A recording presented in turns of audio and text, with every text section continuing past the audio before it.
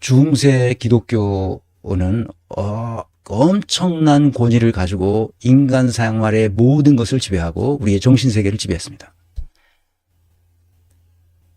근데 19세기에 들어서 프리드리히 슐라이어마하라는 위대한 인물이 탄생합니다. 이 사람 목사였고 교수였어요. 그래서 기독교 신앙이라는 The Christliche Glaube라는 이 책을 펴냅니다. 1편 펴내고 2편 펴내고 엄청난 공격을 받았죠. 이 사람도. 그러니까 교부 신학의 전통을 계승하면서 프로테스탄트 신학을 집대성한 근대 신학의 아버지이자 칸트 철학의 한계를 극복한 초기 관념론과 초기 낭만주의 철학을 주도한 사상가들. 할레 대학에서 신학 철학, 고전학을 공부하고 베를린 사리테 병원 원목을 지냈으며 쭉쭉쭉쭉쭉쭉. 그래서 그러니까 19세기 초반에 이 기독교 신앙이라는 이 책을 씀으로써 기존에 우리가 생각하는 아까 내가 얘기했던 종교란 무엇이냐? 우리가 왜 종교에 귀의하느냐? 그것은 절대적인 의존감 때문이라는 거야. 그것이 바로 종교적 경험이고 그것이 바로 종교의 본질이라는 것이. 인간은 부족하기 때문에 부족하죠. 절대적인 의존할 대상이 있어야만 되는 거죠. 그 의존을 받아주는 신이 있다는 거예요. 그게 기독교에서 얘기하는 신이죠. 그래서 놀랍게도 성서는 쓰여 있는 그대로 믿으면 안 된다는 거예요. 충격적이죠. 이 목사가 그런 생각을 했어. 물론 대학 교수이기도 하지만 이게 19세기 초반이잖아요. 그러니까 얼마나 난리 법석이 떨어졌겠어요. 그러니까 옛날 고대인들이 썼던 그 모든 문서, 구약성서와 신약성서는 그 문자 그대로 그것을 해석하면 안 된다는 거예요. 그러니까 한마디로 얘기해서. 그 후로 수많은 기라성 같은 현대 신학의 아버지와 동급의 위대한 신학자들이 줄줄이 나타났습니다. 이렇게. 칼바르트는 계시, 그 신이 우리에게 주는 그 계시가 굉장히 중요한데 이 자유주의 신학, 이 슐라이어마하 같은 자유주의 신학에 의해서 그 점점 인간의 이성으로 이 믿음의 세계를 재단하려고 하는 그런 것은 좀 곤란하지 않냐. 그래서 그 자유주의 신학에 대한 반작용으로서 계시를 중시하는 이 신학자가 나타났습니다. 이 사람은 스위스에서 활동했어요. 칼 바르트라는 이 신학 또는 신앙이 조금 있고 이런 신학에 관심이 있었던 사람은 칼 바르트를 모르는 사람이 없을 겁니다. 현대 신학의 아버지급으로 되는 사람이죠. 그 다음에 루돌프 불트만. 이게 다 독일 사람입니다. 파울 틸리히. 독일어는 파울 틸리히. 이게 다 독일 사람입니다. 폴 틸리히인데 미국에 건너가서 미국에서 하버드 대학 모태 이런 데서 가르쳤던 틸리히 선생이고 궁극적 관심. 이것은 우리에게 많은 것을 이 신학을 다시 생각하게 만들어줬죠. 라인홀드 니버는 제가 여기서 몇 번 소개했습니다. 이 강의에서 라인홀드 니버 도덕적 인간과 비도덕적 사회. 이게 독일 출신인데 미국에서 태어나서 그 아버지가 독일계였기 때문에 독일 이민자들을 위한 목회 활동을 하다가 유니온 신학교의 교수가 돼서 엄청난 파급 효과가 있는 2권의 책을 썼죠. 이거 내가 늘 참조하고 여러분들에게도 설명하는 책인데 도덕적 인간과 비도덕적 사회. 도덕적 인간과 비도덕적 사회. 이 두 권이 있습니다. 도덕적 인간과 비도덕적. 세속적인 인간과 비세속적인 인간. 이 2권을 통해서 아주 세계적인 신학자가 됐어요. 프란시스 셰퍼는 미국 사람인데 스위스에 와서 아주 독특한 그 역사적 신학적 입장을 가지고 있던 사람이었어요. 제가 독일에서 이 프란시스 셰퍼를 알긴 알았는데 그 스위스에서 라브리가 프랑스어로 프랑스 지역의 미국에서 목회 활동을 했어요. 미국의 장로교 목사였는데 유럽에 와서 목회를 해야 되겠다는 어떤 느낌이 있었는지 프란시스 셰퍼가 라브리를 창설해서 거기서 자기를 찾아오는 사람들에게 설교를 하고 목회 활동을 했던 사람이에요. 라브리는 제가 독일에서 귀국한 이후에 한국에도 라브리가 있다는 것을 알고 후암동에 있었습니다. 그때 저 남산 밑에 후암동에 있어서 거기에도 제가 몇 차례 가서 라브리 활동하는 모습을 보고 그 사람들의 가르침도 듣고 그랬습니다.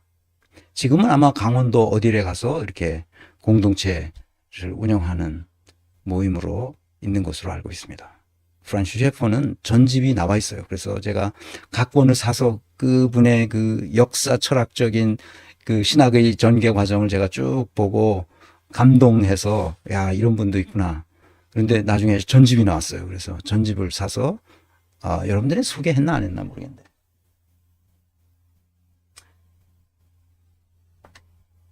하나, 둘, 셋, 넷, 다섯, 여섯. 전부 6권으로 되어 있는 전집이 있습니다. 가끔 라브리를 생각하면서 프란시스 셰퍼가 생각날 때 저 전집을 찾아보곤 합니다. 위르겐 몰트만은 한국에도 몇 번 오셨던 분이죠. 독일 신학자입니다. 한스 퀸, 이 사람은 개신교 신학이 아니고 가톨릭 신학인데 가톨릭 교회가 이런 식으로 하면 안 된다. 굉장히 진보적으로 개혁해야 된다. 신부들도 결혼하고 또 뭡니까 여자들한테도 다 이렇게 신부가 될 수 있도록 하고 그래야 된다. 뭐 그런 주장을 해요. 가톨릭 이렇게 하면 안 된다. 한스 킹 교수는 제가 독일에 있을 때도 아주 활동을 많이 하고 한스 퀸 그러면 뭐 독일 사람들이 거의 모르는 사람이 없을 정도로 유명한 가톨릭 신학자입니다. 하비 콕스는 뭐 지금도 하버드 대학에서 아직 돌아가시지 않았는데 거의 90몇 세가 95세, 94세, 95세가 된 거죠. 엄청난 거죠. 하비 콕스는 세속도시라는 책으로 세계적인 명성을 얻게 됐고 그다음에 신이 된 시장이라는 책을 통해서 다시 한번 하비 콕스의 명성을 알게 해주는 신학자죠. 이게 다 신학자들입니다. 우리나라에서는 김근수 선생님이 우리나라에서는 이런 부류에 속하는 위대한 신학자라고 저는 생각합니다. 그분이 쓰신 예수평전, 예수운동, 최근에 나온 예수운동, 그 책들은 예수평전과 예수운동 그 책은 그 시대에 무엇이 중심이었는지 우리 한국 개신교가 그 시대를 잘못 이해해서 허튼 수작을 지금 하고 있는 거거든요. 그래서 개신교가 타락하는 거거든요. 그래서 문제가 심각해지는 거예요. 내가 왜 이런 얘기를 하냐. 내가 크리스찬으로서 내가 어렸을 때 근본주의적인 장로교 신앙 그것을 받아서 우리 어머니로부터 받아서 그것을 간직하고 있던 사람으로서 내가 독일 가서 이게 아니로구나 하는 걸 알게 됐단 말이에요. 그 얘기를 하려면 내가 긴데 이게 아니네. 한국 교회 이거 완전히 잘못됐네. 한국 목사들 이거 문제네. 이런 생각을 쭉 하게 됐습니다. 그래서 성경을 다시 보기 시작했죠.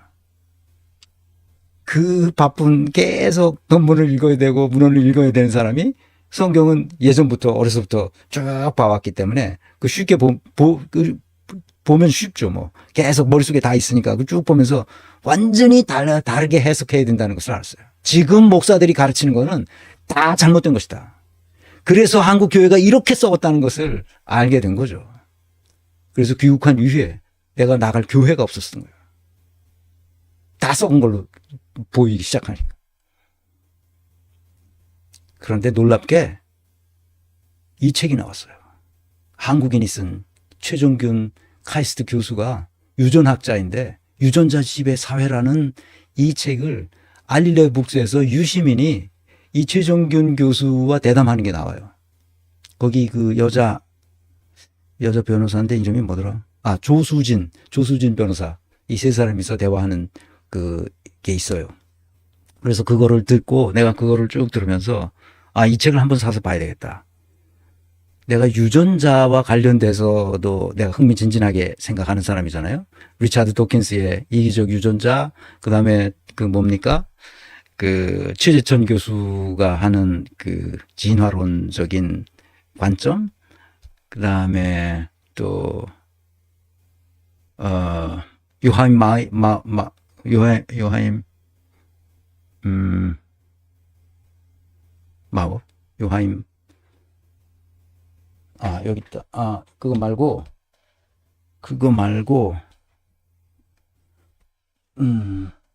내 가끔 이렇게 정신이 없어요. 하여튼, 좌우시간, 공감하는 유전자, 협력하는 유전자, 이기적인 유전자, 이 유전자와 관련된 것을 내가 관심을 가지고, 인간이란 도대체 뭐냐, 이런 걸 하다가 유전자에 관심을 가지고, 리차드 도킨스의 유전자, 이런 걸, 이기적인 유전자, 이런 거 보고, 그것에 나는 그렇게 감동이 안 되더라고요. 어떻게 그럴 수 있어? 그건 좀 말이 안 되는 것 같은 느낌이 있어서 별로 그렇게 나한테 공감을 못 했는데, 이 유전자 지배 사회라는 이 책을 내가 사서 쭉 훑어보면서 충격을 받았어요. 와, 이게 교회를 생각하는 내 입장과 거의 같다는 것을 보고, 이 양반에 대해서 내가, 책을, 저쪽에 있나? 하여튼, 그래서 여러분에게 이 책을 소개하려고 하는 겁니다. 이 책을 한번 읽어보시라. 유전자가 뭐고, 유전자가 우리에게 주는 의미가 뭐라는 것을 이해할 때만 우리는 온전한 삶을 살아갈 수 있다는 것을 알게 됐어요. 내가 생각했던 것과 거의 일치하는 이 최종균 교수가 쓴 이 젊은 학자들 쓴 이것이 나에게 요 어간에 읽은 것 중에서 가장 기분이 좋았던 얘기예요. 잠깐만 기다려 주세요.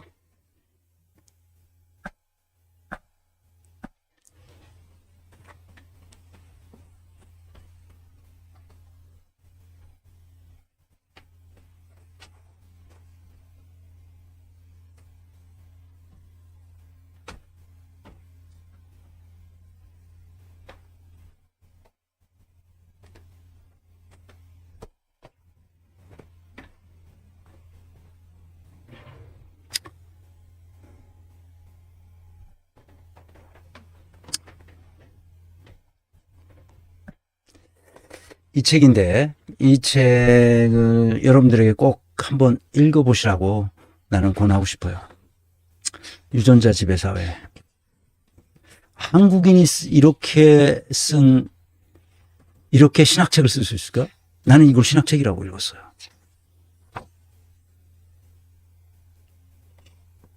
일장은 가정, 사랑이라는 자기 기만.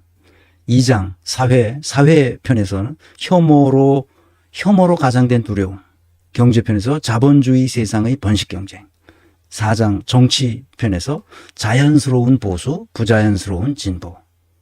5장은 의학인데 아프고 늙고 죽어야만 하는 이유. 6장이 하이라이트입니다. 6장은 종교에 대해 썼습니다. 인간은 태어나지 않는다. 인간은 태어나지 않는다는 거야.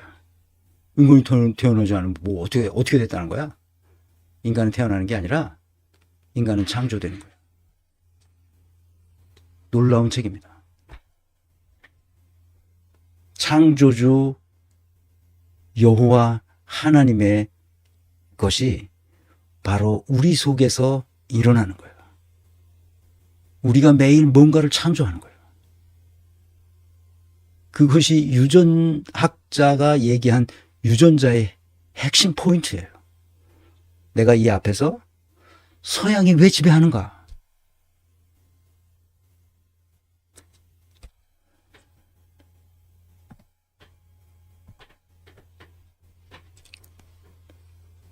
내가 호들갑을 떠는 것 같은데 이 책의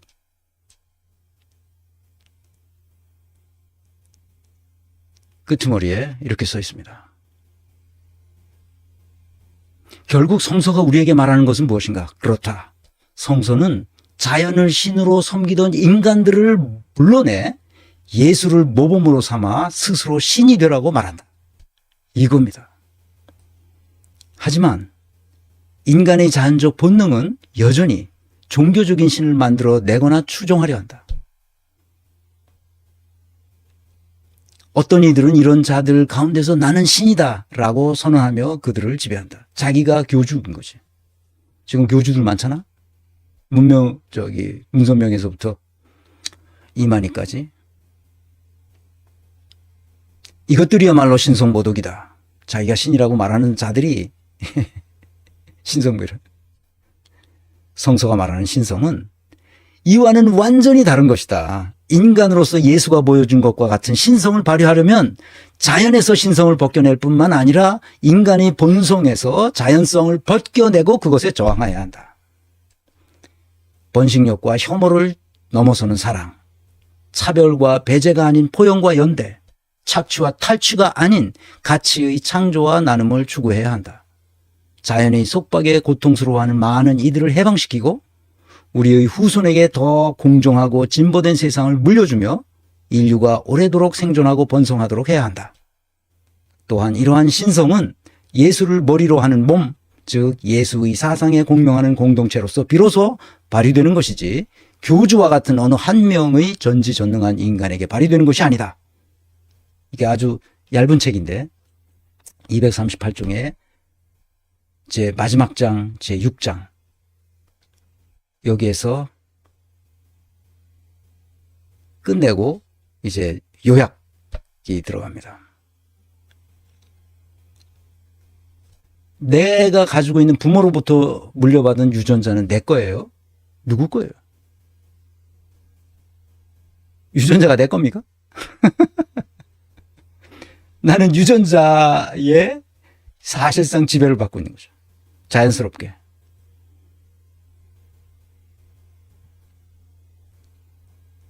이게 굉장히 중요한 의미입니다. 이게 내 거냐? 유전자가 내 거냐? 이게 내 속에 있으니까 내 거라고 말할 수 있다고 생각하는 사람들이 있지만 내가 그런 유전자를 내가 노력해서 받은 게 아니잖아. 내 걸 수가 없잖아. 내가 그걸 달라고 한 적도 없고. 그런데 그냥 생긴 거 아니야. 그냥 생겼는데 그게 어떻게 자기 거야? 말이 안 되는 거지. 그래서 번식력과 혐오를 넘어서는 사랑, 차별과 배제가 아닌 포용과 연대, 착취와 탈취가 아닌 가치의 창조, 나눔과 창조와 나눔을 추구해야 한다. 자연의 속박에 고통스러워하는 많은 이들을 해방시키고 지금 자연신을 믿으면서 그거 천공의 말을 듣고 이러고 저러고 하는 사람들이 있잖아. 그게 바로 뭐야? 자연신에 묶여 있는 거야. 그 자연을 넘어서야 되는 거야. 예수의 가르침은 바로 그거야. 구약성서의 가르침은 바로 그거라고. 자연신을 포기하고 창조주 하나님이 우리를 창조했으므로 우리가 곧 아버지께로 간다고 얘기했을 때 그것은 창조주 하나님이 되라고 하는 말이라. 신약성서의 예수의 가르침, 사도 바울이 가르쳤던 그 가르침을 이 책에서 계속 인용하고 있습니다. 내가 생각했던 것과 똑같은 것을 이 유전학자가 말하고 있어요.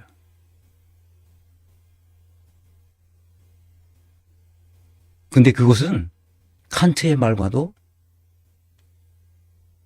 같아요. 인간은 뭐냐?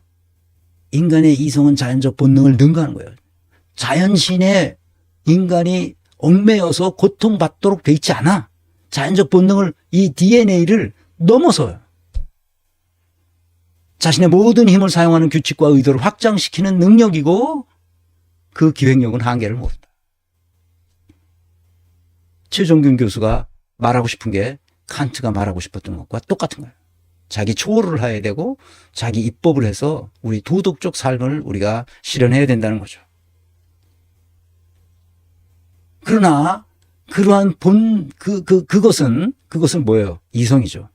그것은 본능적으로 작동하는 것이 아니므로 통찰의 한 단계에서 다음 단계로 점진적으로 발전하기 위해서는 다양한 시도, 연습, 수업이 필요하다고 말하는 거예요. 교육의 기능이 그래서 필요한 거고, 교육은 문제의식을 스스로 해결해 갈 수 있는 환경 조건을 정비하는 행위예요. 학생들에게. 정답을 외우는 게 아니에요. 나는 이 유전자 지배 사회라는 이 책을 통해서 내가 지금까지 품었던 유전자와 관련된, 내가 가끔 우리에게 타고난 재능 또는 역량 이런 것들이 멘탈 DNA라고 내가 말했는데, 내가 그것을 넘어설 수 없다고 말했고, 어쩌다 어떤 사람들은 그것을 넘어선다고도 말했는데, 바로 그 얘기를, 똑같은 얘기를 지금 최정근 교수가 유전학자인데 내가 생각했던 것과 거의 같은 생각을 지금 이 책에서 설파하고 있어요. 근데 아쉬웠던 것은 그 유시민이 시간이 없어서 그렇겠지만 이 책의 핵심 메시지는 6장에 있어요. 마지막 장, 종교에 있어요. 종교와 유전자가 어떤 맥락에서 활동하고 있는지를 설명해 주는 게 이 6장인데 시간이 없었는지 이것의 중요성에 대해서 그냥 넘어가고 그냥 끝냈어요. 내가 볼 때는 6장이 핵심입니다. 한국 기독교 정신 차려야 됩니다. 아직도 구약 성경에 나오는 이런 거 인용하면서 개수작을 하는 이 목사들이 정신을 차려야 된다. 현대 신학이 어떻게 됐는지도 모르고 앉아서 사람들 긁어 모아서 헌금하도록 하고, 그래서 호의호식하고 수백억을 비자금으로 모아서 자기 자식한테 넘겨주는 이런 더러운 짓을 교회가 하고 있어요. 교회가.